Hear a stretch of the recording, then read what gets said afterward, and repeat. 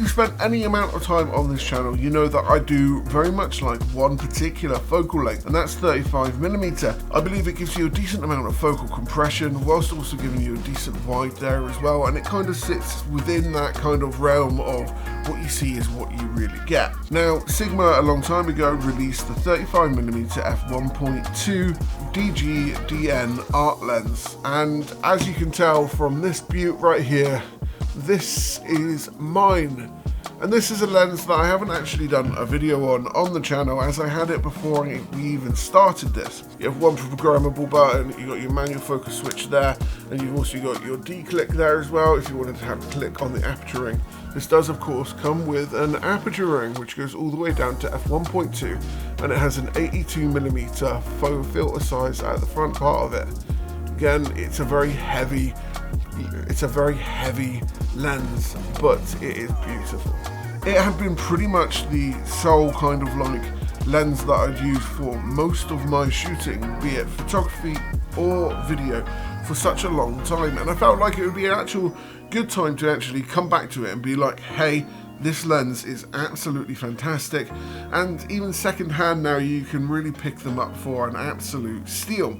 So of course, it being a 35mm, you'd usually look to get a 35mm f1.4, and now you're wondering why I decided to go for the 1.2 variant, and that's because I really like my low light performance. I don't necessarily shoot too much in low light these days, but having the ability to get a nice low depth of field, and these photos here were pretty much taken in the worst lighting condition possible, and in fact the photos were taken with an A7S III at the time, and I really liked the images overall. I did add a little bit of green, don't sue me, but very powerful in any situation.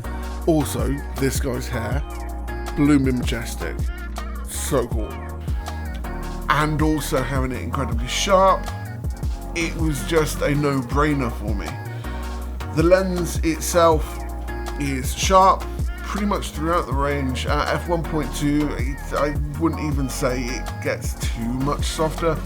I have used it again and again for portrait shoots, photography, video, and it's pretty much killed it throughout that kind of like range just in general.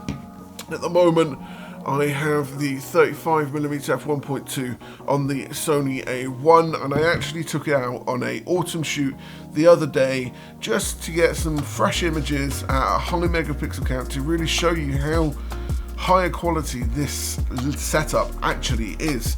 I have always been impressed with the amount of sharpness that I've got out of it.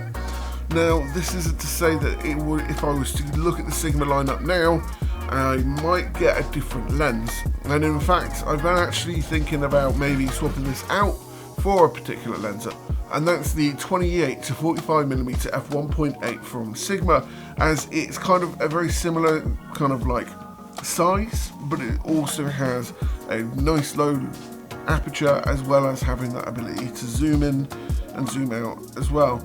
The primary reason why I don't necessarily take this out all the time is, unlike the 20mm what I'm filming on at the moment, is that it's just a little bit too tight. However, the most recent videos have pretty much solely really been shooting on this. So the 20mm here is actually better for vlogging. This is not a vlogger's lens. This is, I would say, a storytelling lens, a lens which allows you to capture some incredible imagery, and I like it. There are some quirks of the lens, of course. There is some distortion in it. It's not necessarily straight lines all around the actual images, and for the most part you can fix that in post if you really want to. The other thing that I've noticed about this lens is that it does flare up a storm. Now, as a videographer, I like that. Not all videographers like flaring, but I think it just adds something more unique to the image, and I have really quite enjoyed kind of the images I've really got out of it. Now, this isn't to say this is the perfect lens. The reason why I don't necessarily shoot with this all the time these days is because it's very heavy, and I'm on a mission to find some really small, lightweight solution for my everyday photography needs, and this lens doesn't necessarily cover that. However, for professional work, for storytelling, for doing pretty much anything This is awesome, and it works a treat for autofocus as well. And I'm surprised at how good it is at autofocus, especially when you pair it up with the FX3 and the touchscreen autofocus from there, and then the A1 as well. Absolutely kills the game, and like I said, I've always been really impressed with it. So my final thoughts is, if you're looking for a really sharp lens, something a little bit unique, and you don't really mind about the weight, the 35 1.2 is an absolute killer lens to actually get, and it actually has a thorough recommendation from myself. If you like this video, make sure you like, follow and subscribe if you want to see more. Have a good day.